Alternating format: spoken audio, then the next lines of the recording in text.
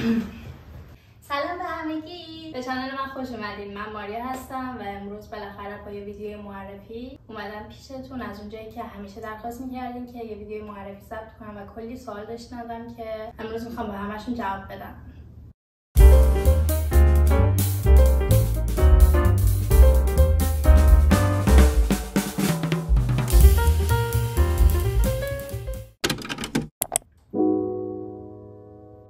باید بگم وقتی من ویدیو قبلی رو آپلود کردم یه سوء تفاهمی برای خیلیاتون پیش اومده بود که فکر کردیم من میخوام آیدول شم و برای آیدول شدن اودیشن دادم و بگم که نه، رشته من مدلینگه و دارم برای مدل شدن آماده میشم و اودیشنی که برای YGK پلاس دادم اودیشن مدلینگ بود. همه کسایی که اونجا بودن برای مدلینگ داشتن اودیشن میدادن و بعد از اینکه اون ویدیو قبلی رو آپلود کردم کل اینستاگرام من کامنت ها دایرکت، کامنت های یوتیوب ترکید که قبول شدی یا نه. جوابش رو توی این ویدیو بهتون میگم، پس یک کوچولو بیشتر منتظر بمونید. تو ادامه ویدیو حتما جوابش رو بهتون میگم. اولش خودم معرفی میکنم و اطلاعات پایه رو بهتون میدم تا بریم سراغ سوالایی که توی باکس ازم پرسیده بودین. من ماریا صالحی هستم. توی ایران به دنیا اومدم. متولد اردبیل و الان توی کره سئول زندگی میکنم. تایپ MBTI ام ENFP هستش. قدم 165 و وزنم در حال حاضر 48 کیلوگرمه و الان توی کره تو دوره زبان کالج مشغول یاد گرفتن زبان کره‌ای هستم. تاریخ تولدم به شمسی 21 تیر 1379 و به میلادی 11 روز از جولای 2000.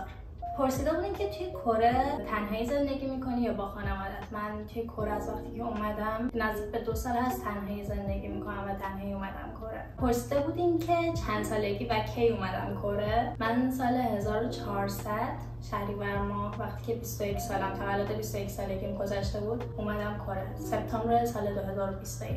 پرسیده بودین که چی شد که به مدلینگ علاقه‌مند شدی؟ من حقیقتا قبلش به یه شغل دیگه علاقه داشتم تا اینکه یکی از دوستای صمیمیم با یه عکاسی توی اردبیل قرار بود که عکاسی داشته باشم و اون عکاسی که توی اینستاگرام عکاسی شخصی انجام میداد بهش گفته بود که میتونی یکی از دوستاتم با خودت بیاری. و اونطور شد که من راه افتادم دنبال دوستم و اولین بار رفتم برای عکاسی. اولین بار بود که جلوی یه دوربین حرفه‌ای وای میستادم و برخلاف انتظارم خیلی خوب کارم رو انجام دادم، طوری که اون عکاسه ازم تعریف میکرد و حتی به دوستم میگفت که ماریا رو ببین مثلا خیلی خوب جست میگیره و اینا. اولین تجربه من اون موقع بود. بعد متوجه شدم که من واقعا به جلوی دوربین بودن علاقه دارم و قبل از اونم حتی چون یه مقدار تئاتر کار کرده بودم از قبل کلا به هنرپیشه شدن، معروف شدن علاقه داشتم. اینطور بود که کم کم این عکس‌ها رو توی اینستاگرام آپلود کردم و با عکاسای دیگه شروع کردم به عکاسی و متوجه شدم که به مدلینگ علاقه‌مندم. قبل از اینکه به مدلینگ علاقه‌مند بشم به کار هنری دیگه هم علاقه داشتم. از بچگی یادمه که کلا به خوندن، ساز زدن و اینجور چیزا علاقه داشتم، هرچند که هیچ وقت ادامه‌شو نگرفتم و فقط در حد علاقه باقی موند. و قبل از اینا من شغلی که شدیداً بهش علاقه داشتم پلیس شدن. هنوزم برام مثل یه رویاست. من علاقه شدید به پلیس شدن دارم، ولی خب توی ایران که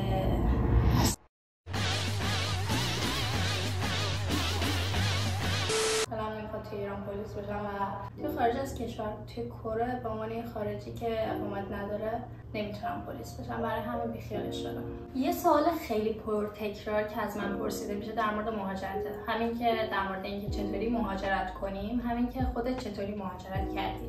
طوری که خودم مهاجرت کردم رو براتون توضیح میدم. راههای خیلی زیادی برای مهاجرت به کره جنوبی هست که من از بقیه‌شون زیاد باخبر نیستم، ولی طوری که من مهاجرت کردم از روش دوره زبان کره‌ای و ویزای تحصیلی D4 هست که اینطوریه که شما یه مقدار پولی آماده میکنین توی حساب بانکیتون میذارین که هم برای ویزا گرفتن هم برای قبول شدن توی دانشگاه نیازمند این تمکن مالی هستین و شما میتونین که برای دانشگاهی که انتخاب کردین مدارکتون رو بفرستین و اگه توی اون دانشگاه دوره زبان کره‌ای قبول بشین میتونید که اون مدرک رو همراه با بقیه مدارک مورد نیاز تحویل سفارت بدید و اگه مدارکتون مورد قبول باشه میتونید ویزا رو بگیرین و از کشور خارج شین و وارد کره جنوبی بشین. و باید بگم که تمام این مراحل رو با هزینه شخصی انجام دادم و من بورسیه نشدم و تمامش رو به صورت شخصی خودم پرداخت کردم.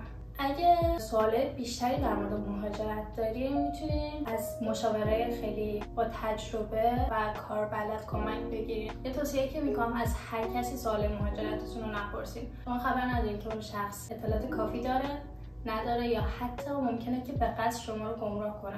حتی از منم نپرسین، چون من خودم مشاوره تحصیلی نمیدم و اطلاعات زیادی ندارم. حتی اطلاعاتم مربوط به 2 سال پیشه. یه مشاور نیاز داره که اطلاعات بروز و دقیق داشته باشه. به طور شخصی مراحل مهاجرت برای من خیلی سخت بود. به طور استاندارد مراحل اگه خیلی خوب و کامل پیش بره میتونین تو نیمی از سال از آماده شدن تا وارد کره شدن میتونین تو نیمی از سال انجامش بدین. برای من تقریبا 2 سال طول کشید که تو انواع مراحل مشکلات شخصی و حالا مشکلات مدارک و اینجور چیزا برام پیش می اومد و برای مهاجرت اون چیزی که خیلی مهمه و نیازه صبر و پشتکاره.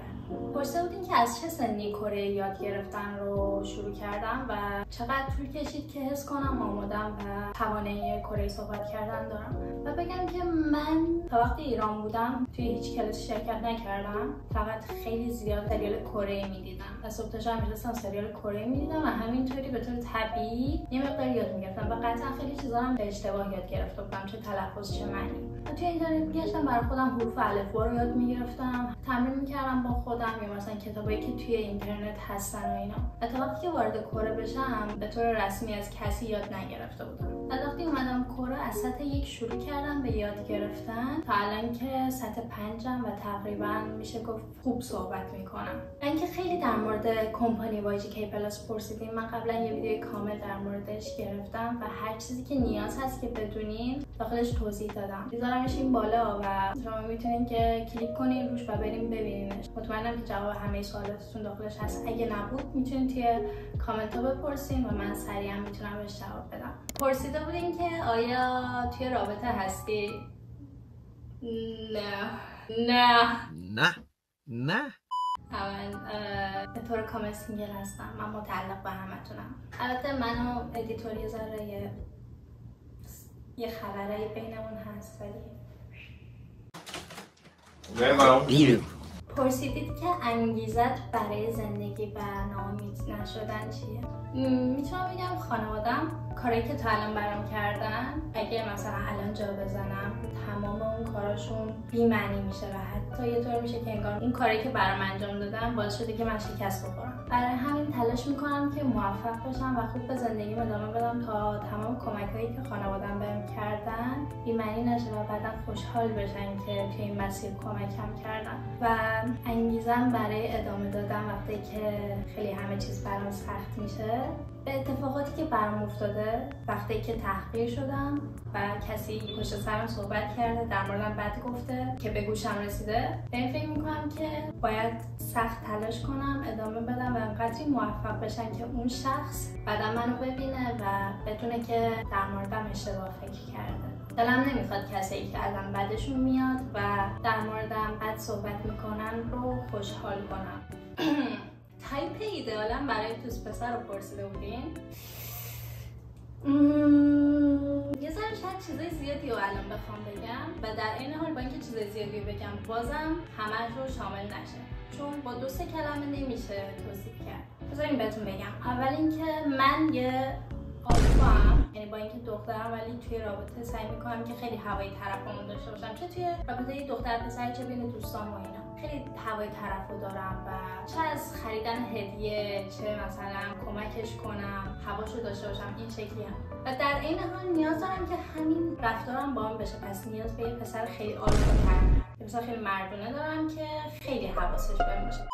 به نظرم از پسری که سنشون از من بالاتره، نه خیلی زیاد ولی خب برای همسن یا بالاتره خوشم میاد. ظاهرا برام مهمه، نه که خیلی خوش قیافه باشه، به ظاهرش اهمیت بده، به لباساش، به استایلش، حتی جدی اکسسوری مثل پیرسینگ، تتو، اینجور چیزا باعث میشه که آدم خیلی خفن‌تر به نظر برسه، ظاهر خوبی داشته باشه. یه چیزی که خیلی مهمه، من خودم گاهن آدم خیلی کم حرفیم، با بعضی خیلی پر حرفم، با بعضی خیلی کم حرف. و گاهن مخصوصا که وقتی دارم به زبان کره که زبان سومم صحبت میکنم، بعضی از دوستان هستن که شده خیلی ساکتیم، نه اون حرفی برای گفتن داره نه من حرفی، هر دو میشینیم موبایل رو نگاه میکنیم و اینا. و من دوست دارم حداقل وارد رابطه‌ای بشم و با پسری باشم که این سکوت بینمون نباشه، حرفی برای گفتن داشته باشیم. همین که من بتونم حرفی که به ذهنم میاد همه رو براش تعریف کنم، هم اون در مورد چیزای مختلف باهم صحبت کنه. 3 تا فکت عجیب و رندوم از خودم. یکی اینکه من از سوسک و حشرات و مار و از هیچ چیزی نمیترسم و اون کسی هم که همیشه تو جمع دوستا وقتی یه حشره سوسکی چیزی پیداش میشه میره میگیره پرتش میکنه بیرون. یکی دیگه اینکه توی خانواده کوچیکترین عضوم و با داداشم که فرزند ارشد 15 سال فاصله سنی دارم. من خیلی از تاریکی میترسم. قبل از اینکه بیام کره اصلا نشده بود یک بار هم تنها توی خونه بخوابم و وقتی که اومدم کره تا چند ماه اول چراغ اتاق، تیوی اینا رو روشن می‌ذاشتم و می‌خوابیدم.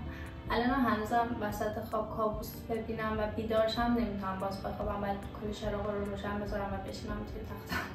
پرسیده بودین که عطرت چیه؟ من حقیقتا قبلا از عطر استفاده نمی‌کردم، از عطر اتکلون، چون بوی نبود که خیلی خوشم بیاد. اصلا شده بود گاهن از عطر بقیه خوشم بیاد، ولی اینکه 24 ساعت همیشه خودم اون عطر رو استفاده کنم نشده بود. چند ماه پیش با دوستم رفتیم تمبورینز، برند عطریه که جنی مدلشه و اونجا دوستم برام یه عطری انتخاب کرد که خیلی خودم خوشم اومد. بعد از اونم هر کی بوشو میفهمه میگه که خیلی بهت میاد، نه شیرینه نه تلخه نه مثلا تنده، یه بوی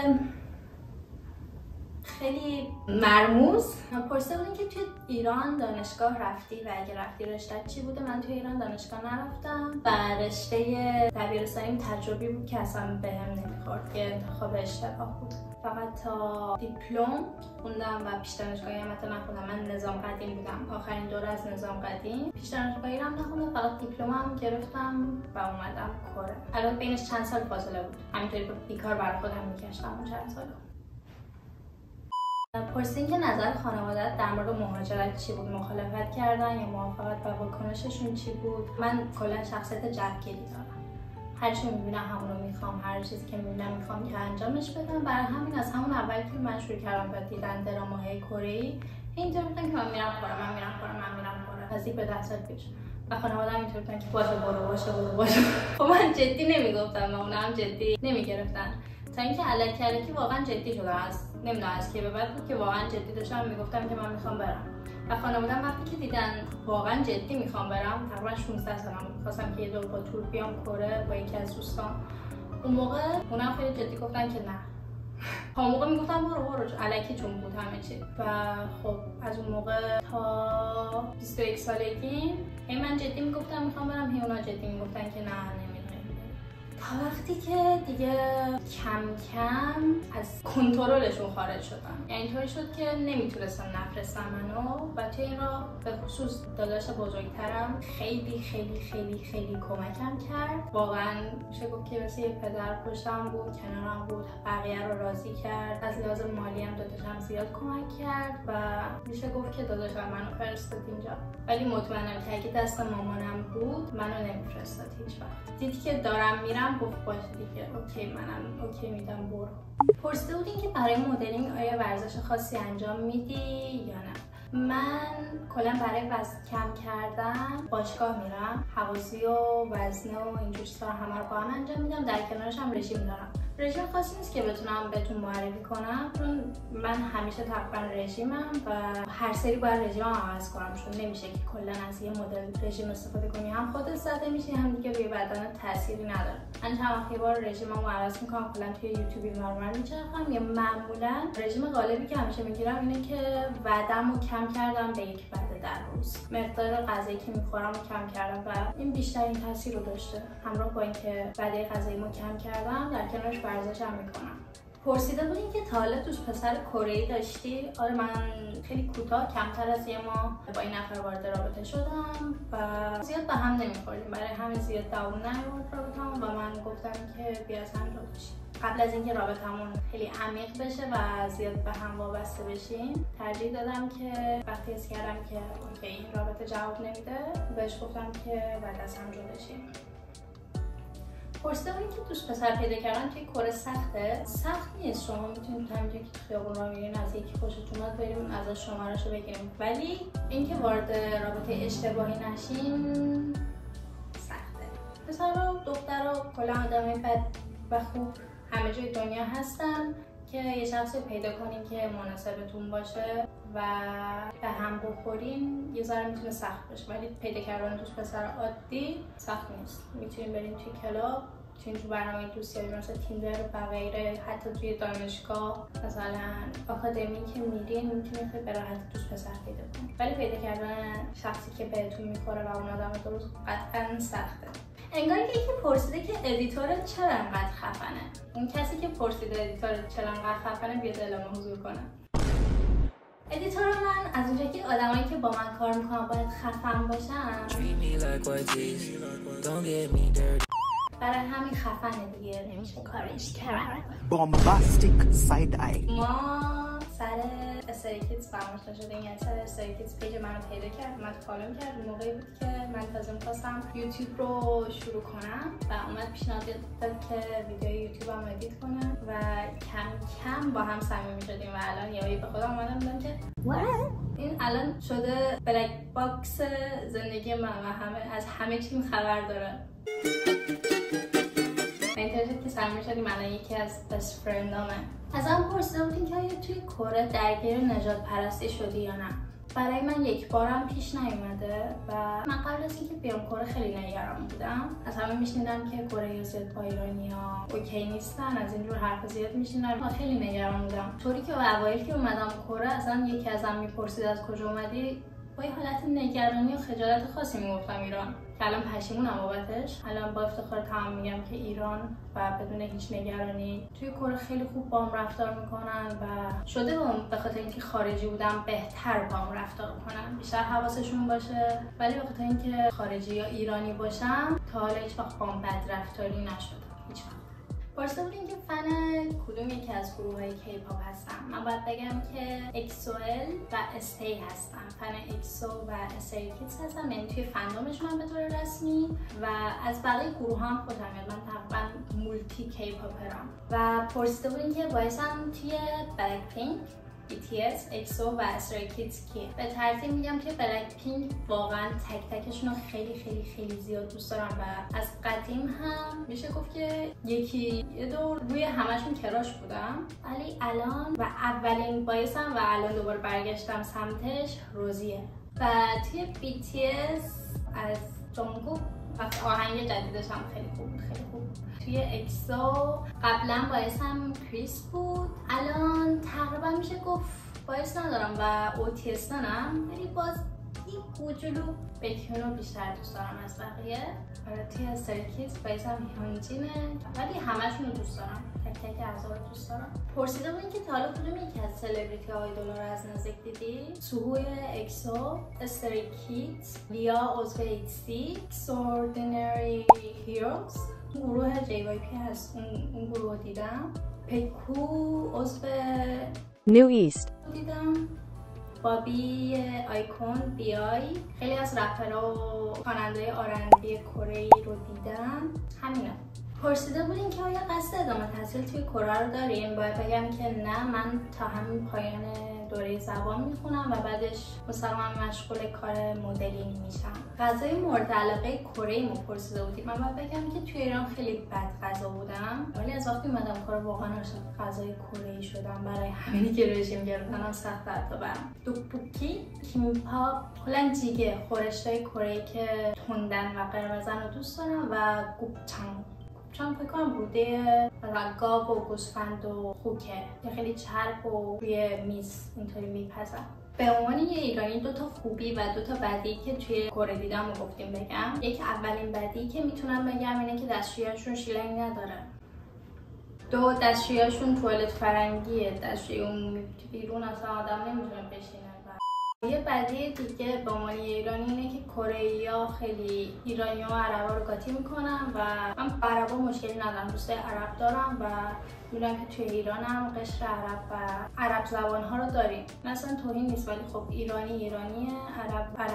خیلی فکر میکنن که ایران جزوی از عربستانه و مثلا میگی که از ایران اومدن میگن آره دختره عربی خوشگله، دختره عربی فلان، به عربی فلان چی میشه. دوتا خوبی به عنوان یه ایرانی. برخلاف این آدمی که اسکا عربه، یهویی بعضی پیدا میشن میگن پرشیا و اینطوری که و میگن که دخترای پرشیایی خیلی خوشگلن. یه سری از کره‌ای‌ها واقعا خیلی بیشتر از خود ما در مورد تاریخ ایران میدونن و این واقعا منو متعجب می‌کنه. مثلا کسایی که سنشون بالاست، استادا و اینجور آدما خیلی زیاد در مورد ایران میدونن و واقعا ایرانو خیلی دوست دارن. از این خوشم میاد به عنوان ایرانی. یه چیز خوبه دیگه اینه که کره‌ای‌ها شاید بعضیا بگن که خیلی سردن و اینا، ولی واقعا اطراف من پر از آدمای مهربونه، کسی که خیلی هوامو دارن و خیلی مهربونن. به نظرم کره‌ای‌ها برای آدم غذا میخرن، حتی غذا درست میکنن برات، خیلی هواتو دارن و مثلا همشون اینطورین که وقتی باهات صمیمی بشن. کسی که باشون دوستی واقعا دوست باشن خیلی برای آدم مهم میذارن و خیلی هوای آدمو دارن.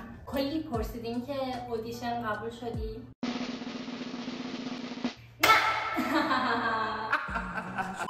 قبول نشدم، ولی لطفا نه تو که بگی اشکال نداره میاد بازم از این فرصت ها هست. دلداری ندید. I'm fine.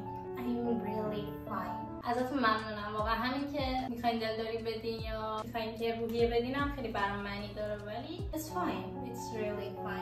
و اینکه من برنامه دیگه خودمون دارم و از YGK پلاس اومدم بیرون دیگه، ادامه نمیدم کارآموزیش رو و برنامه دیگه دارم که به زودی بهتون نشون میدم. درامای مورد علاقه‌ام کارنامه جوانی هست که در مورد مدلینگ هم هست، ولی داستانش رو خیلی دوست دارم. فیلم مورد علاقه‌ام یه فیلم چینی هست به اسم Better Days. واقعا دوستش دارم و نزدیک به 10 بار دیدمش. بازیگر مورد علاقه‌ام سونگ جونگ کی، علاقه شدید به سونگ جونگ کی دارم و آن هیوسو هم خیلی دوست دارم. ویدیو امروز تا اینجا. ممنون که توجه نشون دادین و سوالات خیلی زیادی ازم پرسیدین. بازم اگه سوالای دیگه ای داشتین میتونین توی کامنت ازم بپرسین و همشون جواب میدم، یا اگه سوالات زیاد بودن میتونیم که یه ویدیو Q&A جدید بگیریم، پارت 2 بگیریم. هر طوری که دوست داشتین بهم بگین و نظراتتون رو حتما توی کامنت ها برام بنویسین. توی ویدیو بعدی میبینمتون. خداحافظ.